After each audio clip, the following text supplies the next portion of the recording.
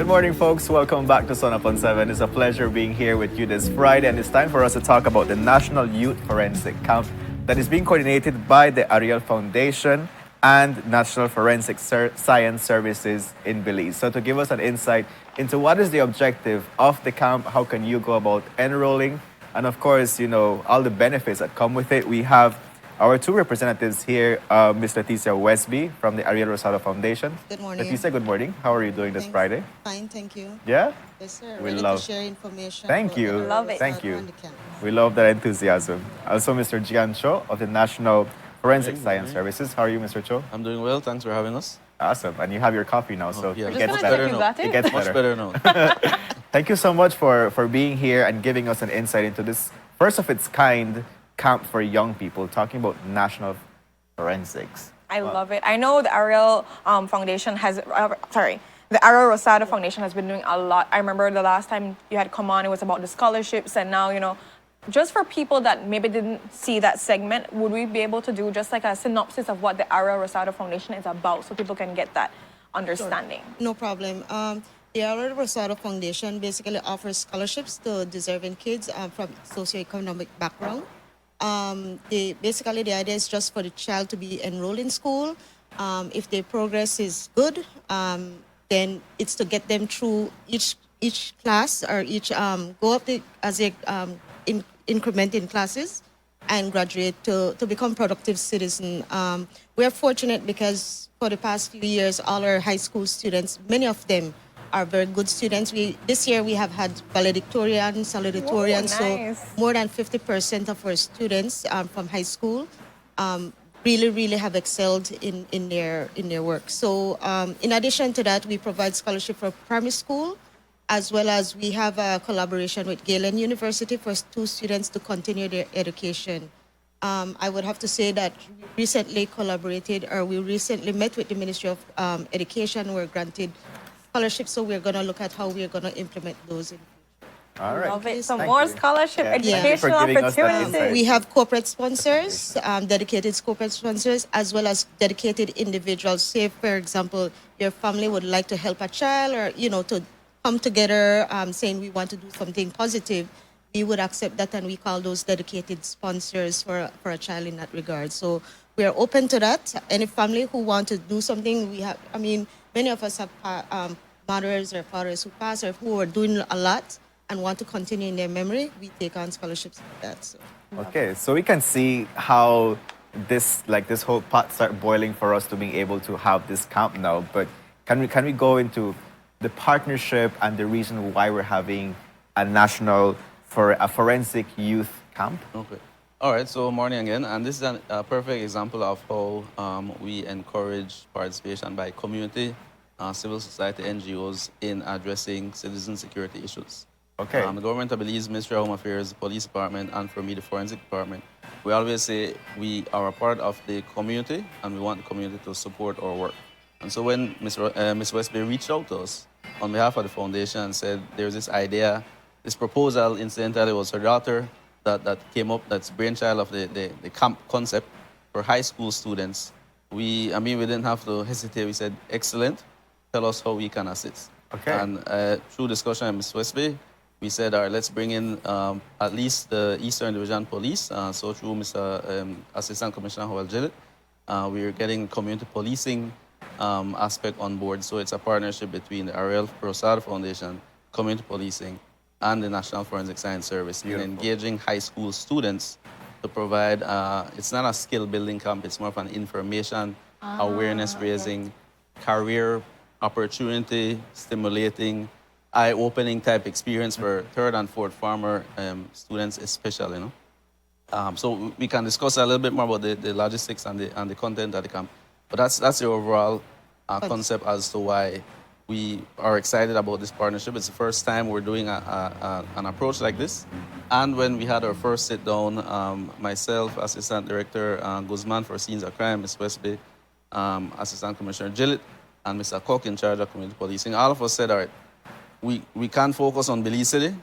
That's where we are, but let's branch out to the districts, right? Thank we need you. to try to incorporate as many youth across this country as possible. Yeah. It's not, like I said, it's not only focused about addressing crime, but we want to stimulate young people to enter into careers, not only in forensics as well. I know it's called the National Youth Forensic Camp, but investigation, right? The detection and investigation of crime. So encourage them to become investigators, police officers, forensic practitioners. One of the concepts in the camp is also to introduce them to different stakeholders in justice. So not only police and forensics, the court system, the criminal defense attorneys, the private bar attorneys, the prison system as well. So we're going to introduce them to the roles of these various stakeholders in the justice system, and then zoom in on what it's like to be an investigator, what it's like to be a forensic practitioner, requirements, etc. Wow. Yeah, so the idea, as we said, it's basically to forensic science as a career. It's lacking in Belize. But I have to say, when I spoke to Mr. Cho, he enlightened me and says they have over 50 forensic officers throughout the country. So they haven't really set on the path of getting the actual training in terms of educational training. They have on-the-job training. Okay. So it's that's what they have here. We have right now. I have to say, aside from Mr. There are few who have had the training, but in terms of using it now as a career. So why high school students? As he said, my daughter basically came up with the idea. She's interested in it, and she basically said, "Mom, why can't we get a camp?" So she designed a proposal. I shared with them, and we kind of enhanced it, and this is what we're having. The idea, career, high school students at second form, third form, start thinking about what they want to do. So if they're interested, we invite them to come and participate.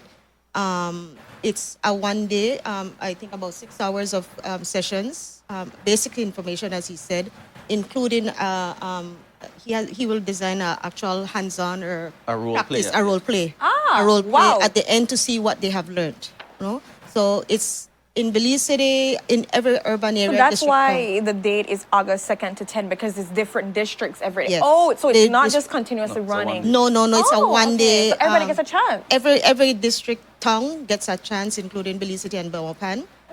So we start out in Belize City, as you have there, on the first 2 days. Based on the population, we believe that we will have a lot. Actually, we are getting a lot of interest from parents and students I can in it. imagine. So if you're interested, contact us through the Ariel Rosado Foundation. We have a Facebook page where I have the information, where the information is, and you can get to ask for the application form. We're limiting it to 60 persons per day. Of course, we have to manage and make sure we can effectively engage the kids and get across with them. So that's what we're doing. Mr. Cho is a person who is designing the curriculum or the agenda in that regards, and working with the community-oriented policing unit, which is headed by Mr. Gillett, ASCP Gillett, and unfortunately he's not here, but they're working with us together to get this going. No, I'm sure he's properly represented too as well Yes. right now with both of you. Definitely. We're also getting support from Ministry of Education, Culture, Science and Technology for logistic support and use of IT vets and whatnot. Yes, Oh, venues in that regards. Most of it will be done at the IT vet throughout the country, except those where the IT vet is way outside the main city town center. So we're looking at identifying effective venues for that. And once we do that, we'll update the information on our page so the youth can know exactly where they should be on a specific day. Perfect. Is there a cost associated with the training? No. No. Wow. It's free of cost. It's a first. We're looking for sponsors. So far, we have a couple corporate sponsors. DJ, as usual, who is always a forefront as part of our national telecom, and Boeing and Boeing through the Crystal Juice in that regard. So, but the collaboration, which basically we have timing and everything from the National Forensic Science, the Police Department, the Ministry of Home Affairs, and the Ministry of Education. So those So I are know- all collaborations. I know you've mentioned, you said more third and fourth form, and then you were like second and third form. So is there a criteria that the person has to be also in school too as well? Because there are people that have dropped out of school. So I'm not sure if, that is open for people that would be interested in getting back into school and see something, of an interest in forensic science and understanding just, the justice system. Like you've mentioned, there are different factors that you're putting in, different career opportunities. So is that open too for people that are not in high school but want to get back? On our end, as Ariel Rosado Foundation, we know that everybody needs an opportunity. Yeah. So for us, we will not turn back anyone. It's high school or high school age, let's say it that way, That's right? perfect. That's Yes. the idea we want. Because on our end, we have students who have dropped out and want to come back. We are able to grant them a scholarship for them to continue. We just need a second chance sometimes, no? For all we know, like they dropped out, they didn't have any kind of passion, and they find out that they love forensic or they love investigation, And wanna and get that's back the what, to school. and they want to go back to school just because Yes. you guys sparked that interest in them. Yeah. So That's one of the things we hope to accomplish to get the community to understand, and especially at that age group.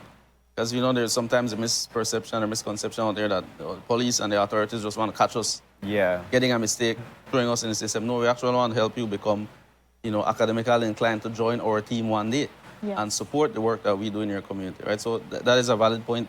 We want to address as many youths as possible, not only in school, but those that are on the margins that we want to bring back into the system, no? that is perfect. Definitely. And so again, you can be able to contact the Ariel Rosado Foundation to get all the details. The days are. I know you mentioned IT vets across the country. Yeah. So it's going to be in every single district, right? Yes. And then I know you mentioned Belmont, Belmont is yes. going to have their separate one, and Belize is having 2 days of it, and Yeah, it's 2 about days. 60 that you're accommodating for Per because, day. of course, Per day, you yes. don't want to overexpand yourself and overextend yourself. Exactly. So right now, presently, there's slots available people can go into. Yes. But you'll let us know when it closes off too as well. Well, as long as we have not met this quota in terms of 60, we will be open to accept application. Once we reach that quota, then we will basically. I know it will be difficult to say no. I know. Imagine Orange Walk have 120 people and you only get 60. Then that means that next day for Orange Walk. Well, Maybe not this year. I was just gonna say, remember, this is the first, and the enthusiasm I got from them is like, let's make this an Yes. annual event. Oh, So, wow, okay. and we can expand as we go along. As I mentioned, we're looking for a sponsorship.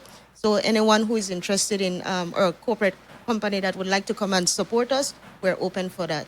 Perfect, perfect. It's really looking at long-term planning to ensure we have a constant and quality supply of future practitioners not only in forensics but, like I said, in the police.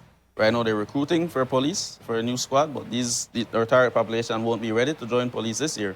But maybe this will spark some enthusiasm, some interest, and maybe next year or next time there's a recruit squad, or alumni from this camp may end up there. So it's really long-term planning. So we're trying to do it as an annual event, so that and I use the example with Ms. Westby. One of the careers in forensics that takes the most time for training as a forensic pathologist, you need to have at least 10 years. You want to plant that seed early. Yes. So we're really planting the seeds to have the future forensic scientists and the future investigators of Belize, take the track from an early age. Question, I'm not sure if this is incorporated in the camp, but a lot of times people, get that first hand, they get that spark, that seed is planted, but after that, they still need a little bit of nurturing happening along the way. Is there anything in the plans or possibly could be incorporated in this camp would be to have mentorship along the way too? So maybe you find someone that's really, really interested in it, like, they're in second form and they're choosing their majors or something and they realize, I want to do this, and is there any way that they can be able to be somewhat just guided by a personnel that is already in that field? Is that something that's been thought about? Well, or it's been done in the past, but at the request of individual schools. So, for Okay. instance, last year, one high school reached out to us directly for something similar. We don't usually take high school interns at the laboratory based on minimum requirements, but we did something similar to like what you said, a mentorship for a few of their students.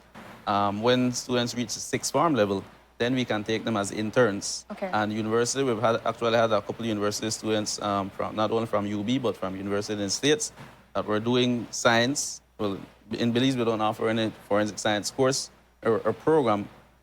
Incidentally, we actually tried to partner with the University of Belize to get a one-semester course in Intro to Forensic Chemistry started.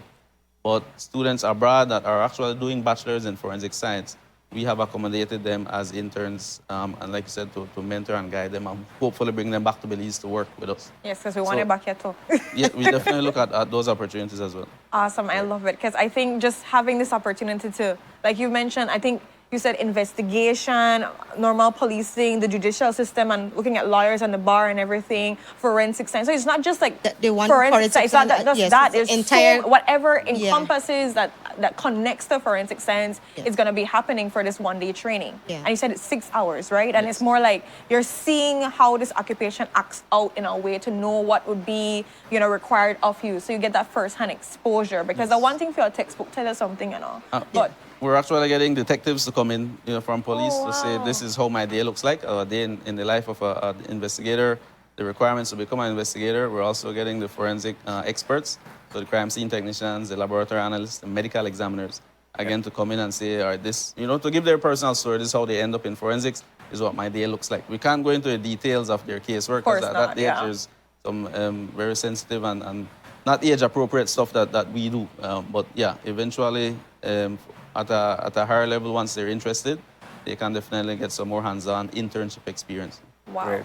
Mr. Shaw and Ms. Leticia, thank you so much for being here in our couch to give us an insight into this National Youth Forensic Camp that's going to be happening. So everybody, if you need to find out the application, the eligibility, you can go to the Facebook page of the Ariel Rosado Foundation, get all the details, get enrolled, benefit from this program, get your hands wet and warm when it comes to forensic science. It's an opportunity you do not want to miss. So we thank you so much for Remind them joining it's us. free, Kev. And it's so free, definitely. So thank you once more for joining us. So with that, we go on a commercial break. When we're back, we're going to be having a conversation with Infinite Health Spa. Stay tuned for that conversation.